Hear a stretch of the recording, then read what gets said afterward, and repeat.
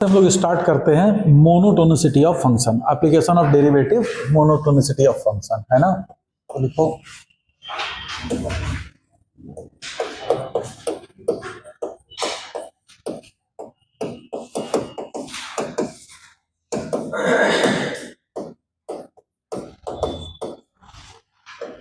Monotonicity of function.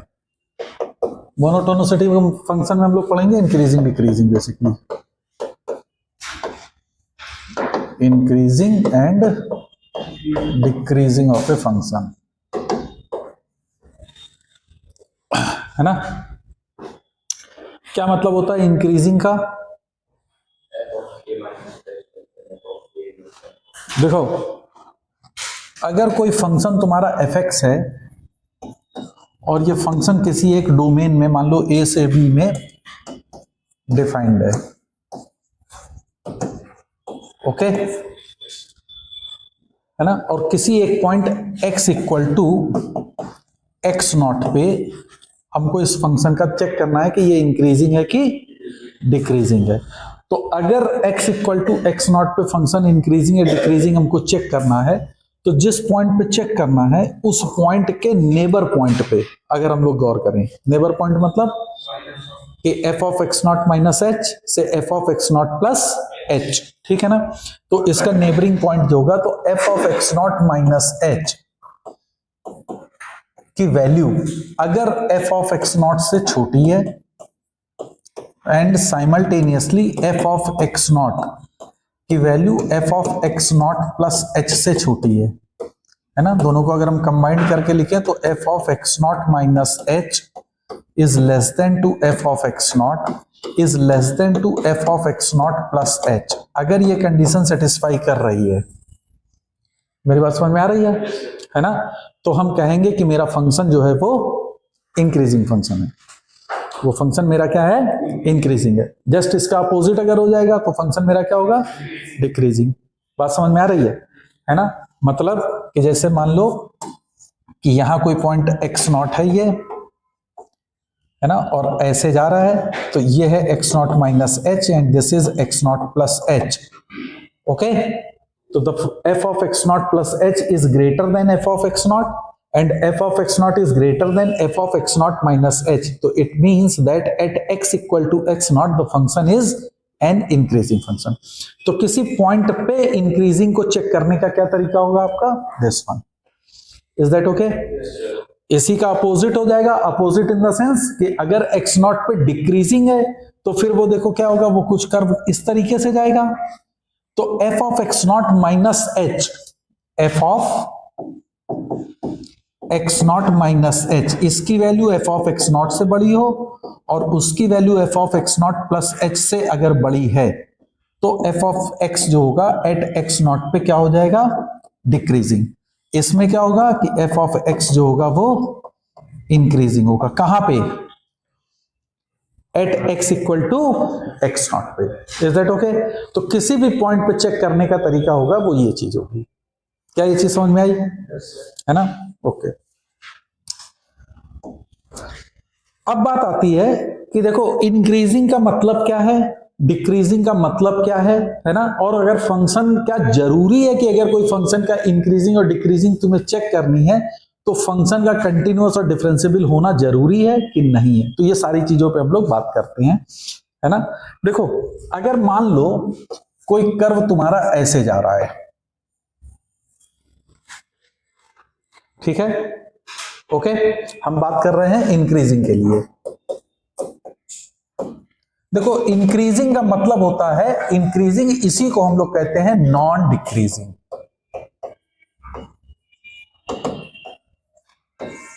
Increasing का मतलब होता है नॉन डिक्रीजिंग। मतलब क्या होगा कि अगर सपोज करो कोई दो पॉइंट है x1 and x2, x1 and x2, और कंडीशन है कि x2 is greater then x1, तो f of x2 if greater than और equal to f of x1, अगर ये कंडीशन है तो हम कहेंगे कि फंक्शन fx जो है वो इंक्रीजिंग फंक्शन होगा।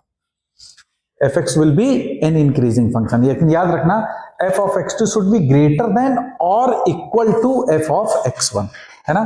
जैसे फॉर एग्जांपल देखो, मान लो कि यहां पे कोई पॉइंट है x1, ओके, और ये पॉइंट है x2 फॉर एग्जांपल, तो obviously f of x1 f of x2 से छोटा है, तो f of x2 is greater then f of x1, तो फंक्शन इज इंक्रीजिंग। और अगर मेरा x2 यहां पे है और x1 ये है, ओके, तो अब तुम्हारा क्या दिख रहा है कि x1 is equal to f of x1 is equal to f of x2, still the function is increasing, है ना। तो इंक्रीजिंग में ये कंफ्यूजन आपके अंदर नहीं होना चाहिए कि if x1 is greater than x1, x2 is greater than x1, तो f of x2 will be greater than f of x1, greater than and equal to। Increasing का मतलब हो गया कि फंक्शन डिक्रीज नहीं कर रहा है, वो इक्वल हो सकता है ना, फंक्शन डिक्रीज नहीं कर रहा है, इसीलिए इसको कहते हैं नॉन डिक्रीजिंग फंक्शन। मेरी बात समझ में आ रही है ना। फिर इसी में एक वर्ड आता है strictly increasing function, strictly increasing. Strictly increasing का क्या मतलब होगा कि वो फंक्शन ऐसे जा रहा है ना, कि this point is x1 and this point is x2, so if x2 is greater then x1, so f of x2 will be greater than f of x1। अगर ये कंडीशन सेटिस्फाई कर रही है, if x2 is greater than x1 and f of x2 is greater than f of x1, तो हम कहेंगे the function is strictly increasing function। Clear है मेरी बात, है ना। तो अगर मैं कहूं कि फंक्शन इंक्रीजिंग के बारे में मैंने ये बात कही, तो डिक्रीजिंग के लिए क्या होगा और स्ट्रिक्टली डिक्रीजिंग, तो डिक्रीजिंग फंक्शन क्या होगा, डिक्रीजिंग, और डिक्रीजिंग को तुम क्या कहोगे, नॉन इंक्रीजिंग।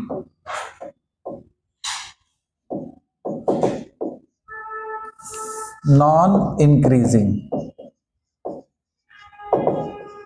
तो वो फंक्शन क्या हो जाएगा कि if x1 is greater than x2, so f of x1 is less than or equal to f of x2, मतलब इनइक्वालिटी का साइन रिवर्स हो जाएगा, है ना। तो ऐसा फंक्शन तुम्हारा क्या कहेगा, डिक्रीजिंग। तो वो कर्व कैसे हो सकता है, वो कर्व समथिंग लाइक ऐसे कुछ भी हो सकता है, बोलो भाई, है ना, समझ में आ रही है मेरी बात। एंड स्ट्रिक्टली डिक्रीजिंग की अगर वो बात करता है, if he says about strictly decreasing function, तो स्ट्रिक्टली डिक्रीजिंग का मतलब क्या होगा कि if x1 is less than x2, so f of x1 will be greater than f of x2। अगर ये कंडीशन है तो मैं कहूंगा कि function is strictly decreasing function. Clear हो गई मेरी बात, बोलो भाई, है ना, इज दैट ओके।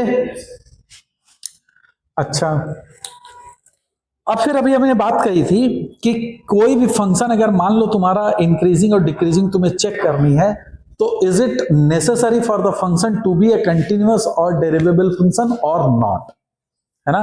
क्या ये जरूरी है कि फंक्शन कंटिन्यूअस होना चाहिए, फंक्शन डिफरेंशिएबल होना चाहिए अगर मुझे उसकी मोनोटोनिसिटी चेक करनी है, तो क्या ये जरूरी है। तो देखो अब ग्राफ से पहले समझो, सपोज कर लो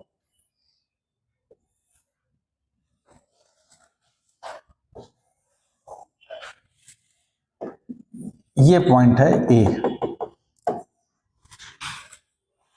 ठीक है, मान लो ये पॉइंट ए है ना। अब अगर तुम यहां पे देख रहे हो तो पॉइंट ए के लेफ्ट में और राइट में तुम्हारा फंक्शन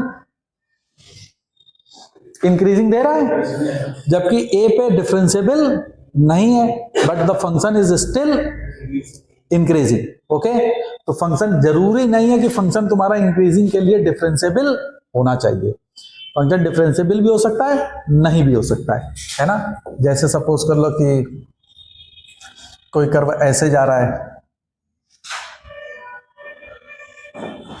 तो इट्स अ डिक्रीजिंग फंक्शन, लेकिन इस पॉइंट पे फंक्शन डिफरेंशिएबल नहीं है, तो मतलब ये अपने थ्रू आउट द डोमेन में डिफरेंशिएबल तो नहीं हुआ फंक्शन, लेकिन फंक्शन की डिफरेंस डिक्रीजिंग अगर हम देख रहे हैं या इंक्रीजिंग या उसकी मोनोटोनिसिटी चेक कर रहे हैं तो वो हम लोग फाइंड आउट कर सकते हैं। बोलो भाई, है ना।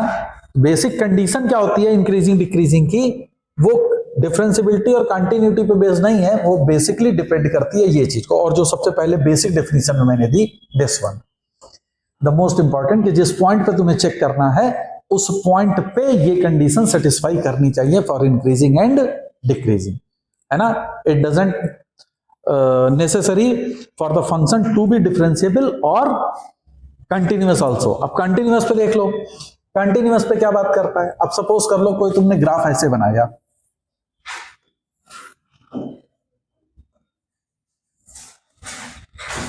सपोज, है ना, this is the point, let it x not.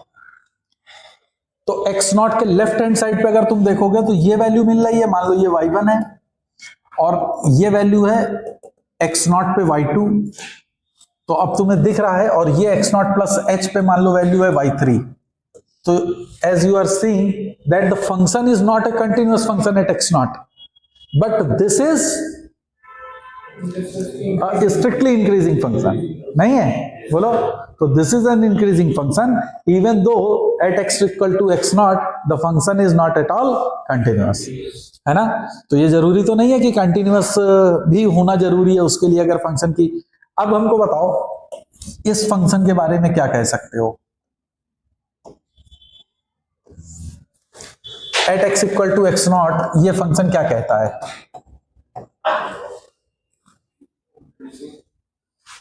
Increasing है कि डिक्रीजिंग है? क्या कमेंट करेंगे? इंक्रीजिंग बट नॉट डिक्रीजिंग, यह कौन सा फंक्शन है? क्या डिफरेंशिएबल? अब तुम देख रहे हो कि एक्स नॉट के लेफ्ट में वैल्यू ये है, एक्स नॉट के राइट में वैल्यू ये है, लेकिन वो x not F of x not minus H F of x not से छोटा बड़ा है, और यहां पे F of x not plus H जो है वो एफ ऑफ एक्स नॉट से बड़ा है। तो कंडीशन सेटिस्फाई नहीं कर रही है। सो इसलिए इस पॉइंट पे हम कह सकते हैं कि हमको नहीं पता द फंक्शन इज, तो नाइदर इंक्रीजिंग नॉट डिक्रीजिंग है। आप कोई कमेंट नहीं कर सकते हो ना। लेकिन अगर यही ग्राफ ऐसे चला जाता तब ये फंक्शन डिक्रीजिंग था। नहीं समझ में आई मेरी बात, है ना, कि वो अपने लेफ्ट से राइट पे जैसे जैसे जा रहा है फंक्शन की y वैल्यू या fx की वैल्यू डिक्रीज करती चली जा रही है। Now the function is decreasing. तो ये तुम्हें देखना होगा ग्राफ से, ग्राफिकली भी हम लोग इसको देख सकते हैं कि फंक्शन मेरा कहां पे इंक्रीज कर रहा है और कहां पे डिक्रीज कर रहा है। नहीं समझ में आई बात? इज दैट क्लियर, है ना। तो हमको क्या समझ में आया? इंक्रीजिंग के लिए सबसे इंपॉर्टेंट, किसी भी पॉइंट पे अगर हमको इंक्रीजिंग या डिक्रीजिंग चेक करनी है तो सबसे पहले क्या करोगे, उसके नेबर पॉइंट पे कंडीशन को चेक करो, है ना, कि लेफ्ट से राइट अगर हम मूव कर रहे हैं तो फंक्शन अगर इंक्रीजिंग है तो वैल्यू या तो बढ़ेगी या कांस्टेंट रहेगी, ओके। और डिक्रीजिंग के लिए वैल्यू डिक्रीज करने लगेगी, इंक्रीजिंग में इंक्रीज करती जाएगी उस नेबर पॉइंट पे। तो मैं कह सकता हूं कि मेरा फंक्शन आइदर इंक्रीजिंग है और डिक्रीजिंग है। और उसके लिए ये जरूरी नहीं है कि मेरा फंक्शन कंटिन्यूअस या डिफरेंशिएबल होना। क्लियर है? सेकंड पॉइंट है कि मान लो कि फंक्शन जो है वो तुम्हारा डिफरेंशिएबल फंक्शन है, फंक्शन जो है वो मेरा डिफरेंशिएबल फंक्शन है ना। तो लिखो even the function is differentiable.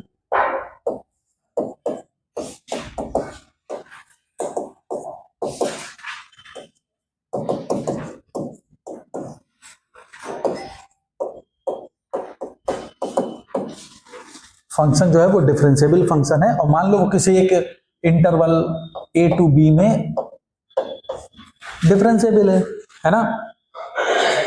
Function तुम्हारा a से b पे डिफरेंशिएबल है, और कोई एक पॉइंट अब तुमको डिफरेंशिएबिलिटी चेक करनी है, सॉरी, अब हमको इसकी इंक्रीजिंग और डिक्रीजिंग की वैल्यू को चेक करनी है कि ये फंक्शन कब इंक्रीजिंग होगा और कब डिक्रीजिंग होगा। तो मैं इंक्रीजिंग के लिए बता रहा हूं,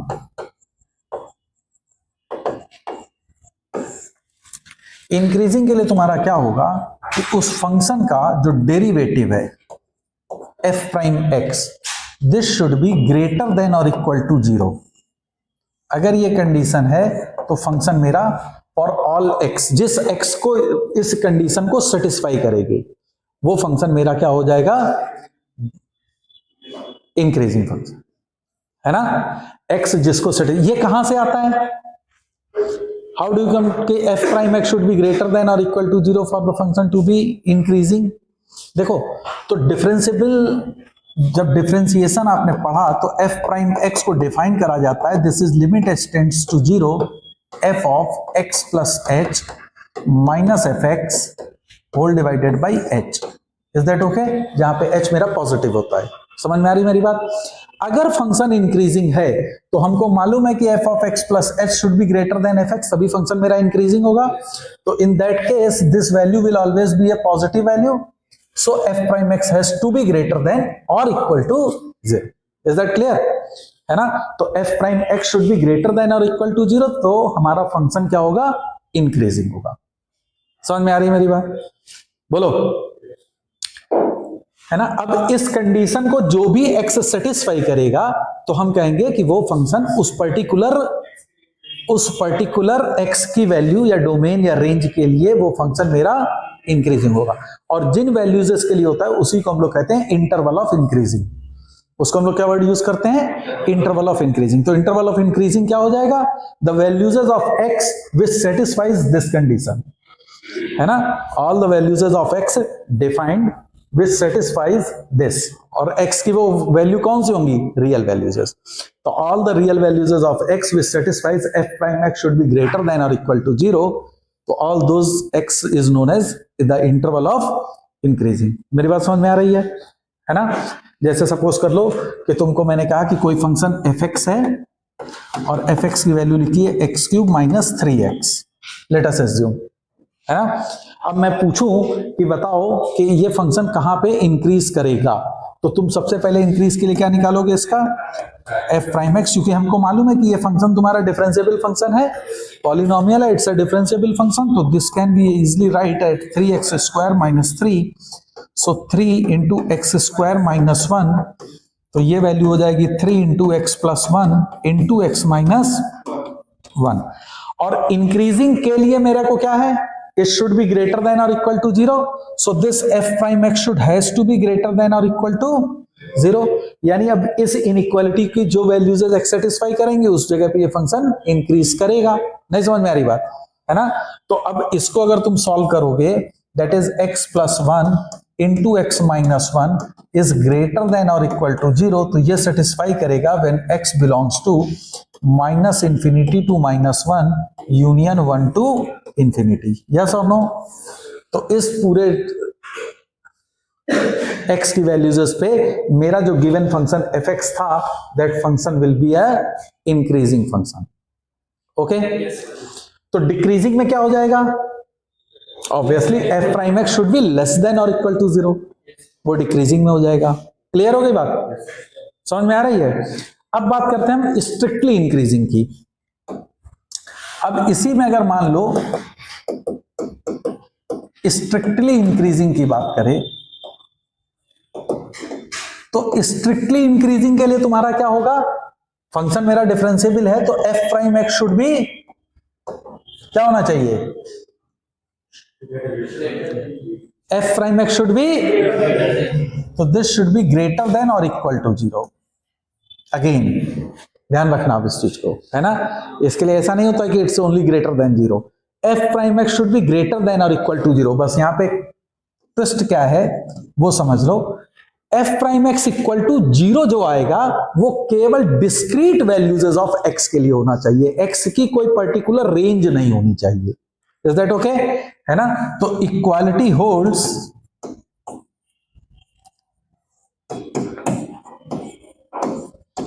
only for discrete value of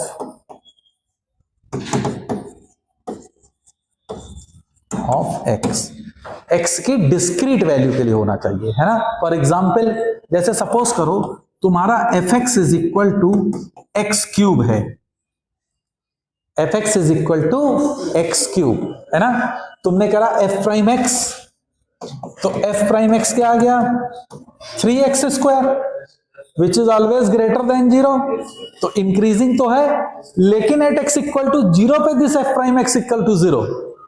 तो अगर मान लो तुम इसमें 0 इंक्लूड ना करते, तुम कहते सिर्फ f prime x should be positive, तो वो तो ये सेटिस्फाई कर रहा है, लेकिन at x is equal to 0 पे तो ये 0 हो जा रहा है ना। तो तुम्हारे हिसाब से 0 पे ये स्ट्रिक्टली इंक्रीजिंग नहीं होना चाहिए, but it is strictly increasing. मेरी बात समझ में आ रही है? तो लेकिन तुम ये देखो कि this value is 0 only for x equal to 0, x की एक वैल्यू के लिए 0 हो रहा है ना, सो स्ट्रिक्टली इंक्रीजिंग है। वो एक पर्टिकुलर डोमेन में नहीं 0 है कि यहां से यहां तक में इसकी वैल्यू हमेशा 0 रहेगी, तो फिर वो फंक्शन स्ट्रिक्टली इंक्रीजिंग नहीं होगा। इसीलिए कहा गया है कि f prime x should be greater than equal to 0, तो equality holds only for discrete values of x। Discrete value का मतलब समझ रहे हो ना? क्या एक ही वैल्यू नहीं, केवल पॉइंट की वैल्यूज होंगी, है ना। उसमें कई वैल्यूज हो सकती हैं, but it be only the points, है ना। जैसे मान लो x1 x2 x3 इन सब पे 0 है, तो वो x1 पे 0 हो, x2 पे 0 हो, इट्स ओके, है ना। बात समझ में आ रही है? ऐसा नहीं होगा कि x1 से x2 के बीच में 0 हो, ऐसा नहीं हो सकता है। क्लियर है? तो वो फंक्शन स्ट्रिक्टली इंक्रीजिंग फंक्शन होगा, और जो इस कंडीशन को सेटिस्फाई कर रहा होगा वो क्या कहलाएगा? स्ट्रिक्टली इंक्रीजिंग का इंटरवल, है ना। तो अगर मैं कहूं कि f prime x is equal to x cube, ये स्ट्रिक्टली इंक्रीजिंग कहां पे होगा? तो चूंकि 3x स्क्वायर वो ऑलवेज पॉजिटिव है, ग्रेटर देन और इक्वल टू 0 और equal to 0 holds only for x is equal to 0, so this will be true for all values of x except 0। क्यों? तो 0 तुम्हें दे रहा है ना, इस कंडीशन को तो सेटिस्फाई कर रहा है ना, तो this is true for all values of x। बोला भाई, है ना। सो ऑल रियल नंबर पे ये फंक्शन तुम्हारा इंक्रीजिंग फंक्शन है, तो this is strictly increasing function for the entire x belongs to real number. नहीं समझ में आई मेरी बात? Is that clear? है ना।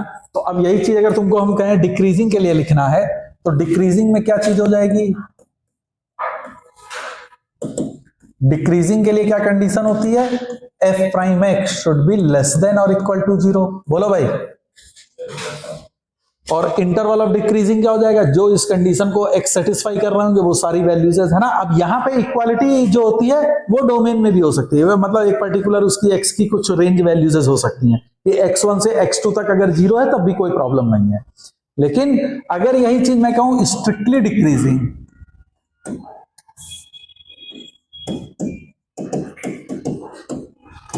स्ट्रिक्टली डिक्रीजिंग अगर फंक्शन है, तो स्ट्रिक्टली डिक्रीजिंग के लिए क्या होगा? f prime x should be less than और इक्वल टू 0 अगेन। लेकिन अब यहां पे इक्वालिटी कब होल्ड करेगी? Only for discrete values. बस इतना डिफरेंस आपको समझना है कि equality holds only for the discrete values. Clear है? बोलो, है ना।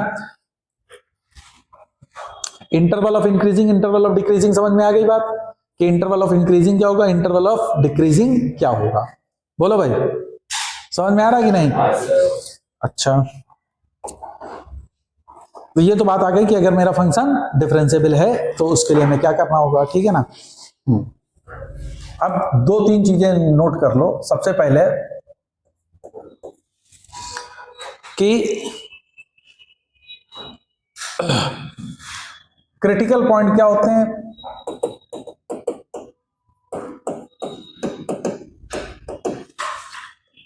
क्या होता है critical point?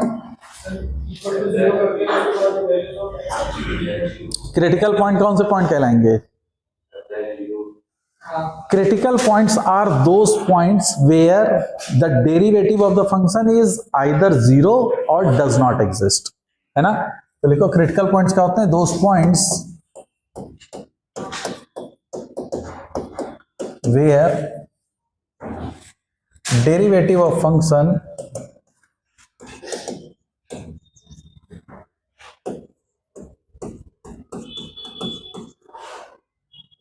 is either 0 or does not exist।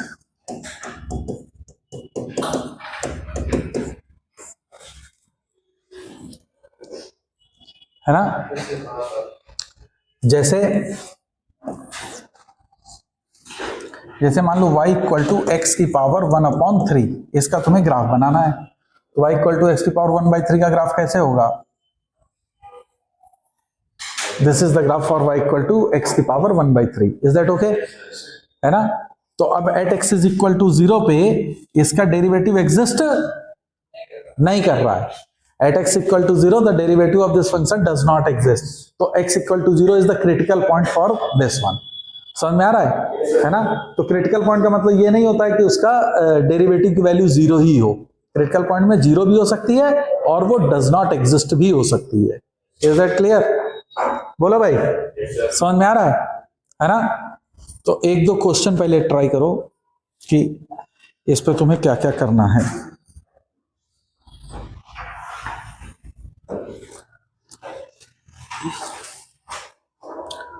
जैसे मान लो कि तुमको दिया जाए कि f x is equal to e की power x plus sine x, और कहा जाए कि x belongs to all real positive, आपको इस पे डिफाइंड है।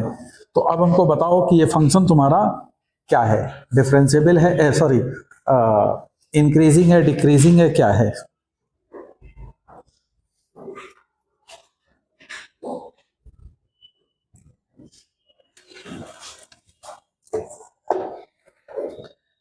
अब हमको देख के दिख रहा है कि ये डिफरेंशिएबल फंक्शन तो है ही है। अगर डिफरेंशिएबल फंक्शन है तो हम इसका डेरिवेटिव चेक कर लें। तो इसका डेरिवेटिव क्या दे रहा है? F prime x is equal to e की power x plus cos x. अब देखो एक्स उसने कहा है ऑल रियल पॉजिटिव, अगर तुम ई की पावर एक्स का ग्राफ बनाओ तो वो पॉजिटिव पे ये जाएगा, और यहां पे वैल्यू क्या होती है? 1। इसका मतलब है कि इसकी वैल्यू हमेशा एक या एक से बड़ी होगी। बोलो भाई, यस और नो? कॉस एक्स की मैक्सिमम वैल्यू, मिनिमम वैल्यू -1 होगी, तो या तो ये वैल्यू 0 हो जाएगी एट एक्स, बोलो, और या हमेशा पॉजिटिव होगी। यस और नो? है ना? तो this value will always B greater than और इक्वल टू 0। बोलो, तो ये फंक्शन कैसा हो गया? इंक्रीजिंग। और इक्वल टू 0 अगर होगा, अगर इक्वल टू 0 है तो इक्वल टू 0 कहां पे होगा? कहीं पे हो रहा है? बोलो भाई। अब जैसे मान लो पाई पे, पहला मतलब ये 0 कहां पे होगा? सबसे पहले π/2 पे।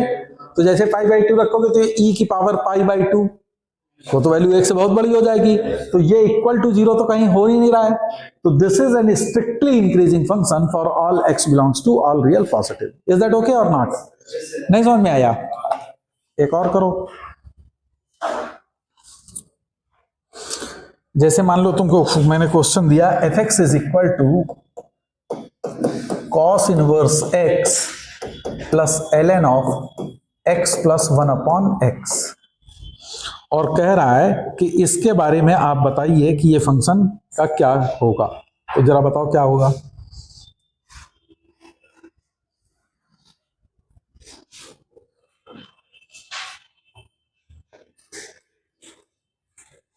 अब इस क्वेश्चन को तुमने देखा तो सबसे पहले कि कॉस इनवर्स x है, तो कॉस इनवर्स x है तो इस फंक्शन का डोमेन ही हो गया -1 से +1 के बीच में ही ये चीज लाई कर रही होगी। बोलो भाई, है ना? बोलो, हो जाएगा? अच्छा, अब अगर इसको देखो तो ये x प्लस 1/x लिखा हुआ है, तो ये दे देगा x² प्लस 1/x।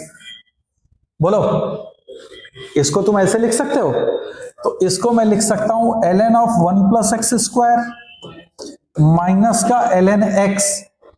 यस, अगर x निगेटिव होगा तो ये अनडिफाइंड हो जाएगा। बोलो, नहीं? तो इसलिए इस फंक्शन का डोमेन क्या हो गया? 0 से 1 के बीच में। नहीं समझ में आया? तो x इसका जो होगा दैट इज फ्रॉम 0 टू 1। 0 पे भी ये अनडिफाइंड कर देगा। तो सबसे पहले तो आ गया कि इस फंक्शन का डोमेन क्या है। इस पूरे डोमेन में ये फंक्शन डिफरेंशिएबल है। अब इसका डेरिवेटिव चेक करें। नहीं समझ में आया? रैंडमली नहीं हमको कर देना कि हाँ हमने स्टार्ट कर दिया और चीजों को कर दिया। नाउ डिफरेंशिएट इट, तो f प्राइम x क्या दे देगा? 1/√1 माइनस x² माइनस साइन ना, और इसका क्या डेरिवेटिव होगा जरा जल्दी से बताओ, plus 1 upon x plus 1 upon x, और इसका हो जाएगा 1 माइनस 1 अपॉन एक्स स्क्वायर। बोलो भाई। अब इस 0 से 1 के बीच में अगर देखो तो ये हमेशा पॉजिटिव होगा, and this number will always be अ,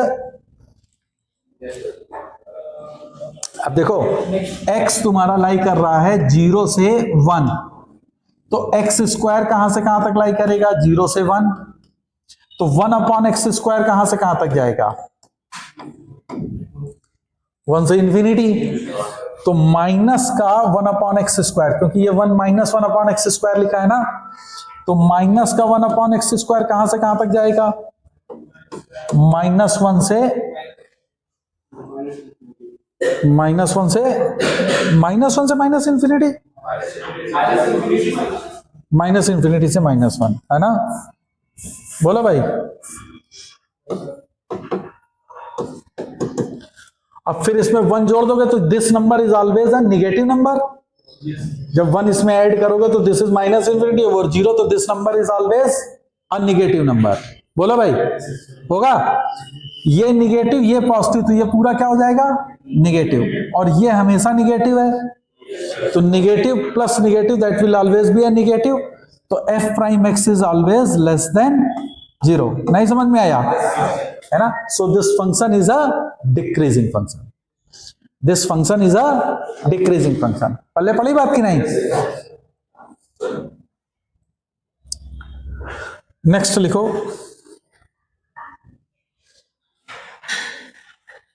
मान लो कोई तुमको फंक्शन दिया है f x is equal to 2e की power x minus a e की power minus x plus 2a plus 1 times of x minus 3। Is that okay. तो कहता है कि ये function is increasing for all x, find a। This function is increasing for all x, then find a। क्या करेंगे, अब चूंकि ये आपने जैसे ही देखा तो ये तुमको दिख रहा है डिफरेंशिएबल फंक्शन है। अगर डिफरेंशिएबल फंक्शन है तो हम लोग क्या करते हैं, डेरिवेटिव चेक करते हैं। डिफरेंशिएबल फंक्शन के लिए सबसे अच्छा इंक्रीजिंग डिक्रीजिंग क्या करोगे, डेरिवेटिव चेक कर लो। तो एफ प्राइम एक्स क्या हो जाएगा इसका, 2e की power x plus a e की power minus x plus 2a plus 1। बोलो भाई, ये तो हो जाएगा। इसको क्या लिख सकते हो, 2e की power x plus a upon e की power x plus 2a plus 1 हो जाएगा। तो ये बना देगा 2e की power 2x plus 2a plus 1 times of e की power x plus a upon e की पावर x। तुमको साइन चेक करने हैं, ये तो हमेशा ही पॉजिटिव होगा, तो इस पे तो हमारा कोई ज्यादा कंसंट्रेशन है नहीं। मेन चीज है दिस वन। बोलो, अगर आप देखो, हाँ, तो अब इसको कैसे सॉल्व करोगे, बोलो भाई, इसकी पॉजिटिवनेस को कैसे चेक करेंगे। तो इसका एक परफेक्ट स्क्वायर बना लो, जरा बनाओ परफेक्ट स्क्वायर, जरा देखो क्या क्या आ रहा है। परफेक्ट स्क्वायर में आ जाएगा e की power 2x plus 2a e की पावर x प्लस e की पावर x और e की पावर 2x प्लस a, ये चीज लिखी है। तो हमको इसका परफेक्ट स्क्वायर बनाने के लिए क्या करना होगा, plus a square minus a square. बोलो, plus a square minus a square, तो ये तुमको दे देगा e की पावर x प्लस a का होल स्क्वायर, है ना, plus a minus a square plus e की पावर 2x प्लस e की पावर x होगा, है ना। इसका परफेक्ट स्क्वायर अगर बनाओगे तो क्या दे देगा, e की पावर x प्लस 1 अपॉन 2 का होल स्क्वायर बोलो। तो माइनस का 1/4 तो वो -1/4 ये हो जाएगा, तो a minus A square minus 1/4 और प्लस ये चीज यहां पे थी, दैट इज e की पावर x प्लस a का होल स्क्वायर। ठीक, अब ये चीज स्ट्रिक्टली इंक्रीजिंग अगर होनी है तो ये चीज को पॉजिटिव कर दो। अब ये पॉजिटिव तो a के लिए आप निकाल सकते हो आराम से, है ना।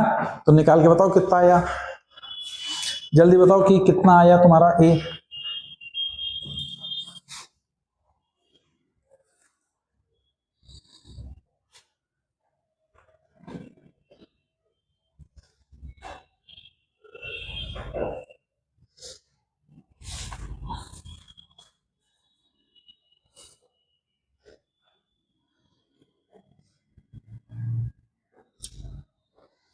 तो ये तुम्हारा होमवर्क है, आप अपना सॉल्व कर लेना, ठीक है।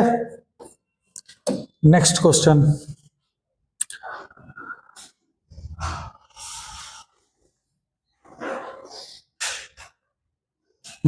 मान लो कि तुमको क्वेश्चन दिया गया है कि f(x) is equal to -2x³ plus 3x² -6x plus 5 for all x less than 0, okay. And next है -x² -x plus 1 for x to be greater than equal to 0। अब कहता है कि ये फंक्शन का नेचर बताओ थ्रू आउट, कि ये इंक्रीजिंग होगा कि डिक्रीजिंग होगा, है ना। तो सबसे पहले तो ये तुमको ये ग्राफ फंक्शन अगर दिया गया है तो हम सबसे पहले क्या करें कि x इक्वल टू 0 पे फंक्शन की डिफरेंशियबिलिटी चेक करते हैं, है ना। कंटिन्यूटी चेक कर लो, तो x इक्वल टू 0 पे यहां पे वैल्यू कितनी आई, 5 आ रही है, बोलो। लेफ्ट हैंड वैल्यू कितनी है, 5, राइट हैंड वैल्यू 1। तो फंक्शन कंटिन्यूअस है नहीं, कंटिन्यूअस नहीं तो डिफरेंशियबल तो होगा ही नहीं भाई, यही तो है ना कि अगर फंक्शन डिफरेंशियबल नहीं है तो फंक्शन कंटिन्यूअस भी नहीं होगा, ओके। अब तुमको ये चीज दी गई है, ओके, और ये वैल्यू दी गई है। x इक्वल टू 0 पे तो अभी हम बात नहीं कर रहे हैं कुछ भी, x की वैल्यू जब 0 से छोटी है तब तो ये एक पॉलिनोमियल है, तो ये तो डिफरेंशियबल भी होगा, तो इसका डेरिवेटिव चेक कर सकते हो। तो सबसे पहले डेरिवेटिव लिख लो, f'(x) क्या आएंगे, इसका जरा डेरिवेटिव बताओ जल्दी से। -6x² प्लस 6x माइनस 6, ये है जब x लेस देन 0 है। इसका डेरिवेटिव -2x माइनस 1 जब x ग्रेटर देन 0 है। इज दैट ओके, बोलो भाई। जब x ग्रेटर देन 0 है तो ये ऑलवेज निगेटिव होगा, अरे समझ में आ रही मेरी बात। तो यानी कि x positive pay f'(x) is always negative, so it's a decreasing, clear है। x निगेटिव पे जरा चेक कर लिया जाए, तो इसको करने के लिए मैं -6 को बाहर ले रहा हूं, तो ये देखो क्या बनेगा, x² माइनस x प्लस 1, ये बन जाएगा। इसको जरा सा थोड़ा और एलिबरेट कर लो, तो ये क्या बनेगा, -6 और इसको परफेक्ट स्क्वायर बनाओगे तो x -1/2 का होल स्क्वायर प्लस 3/4, हाँ या ना। तो ये चीज तो हमेशा पॉजिटिव होगी, ये अगर पॉजिटिव है और माइनस से मल्टीप्लाई कर रहे हैं तो ये चीज हमेशा निगेटिव।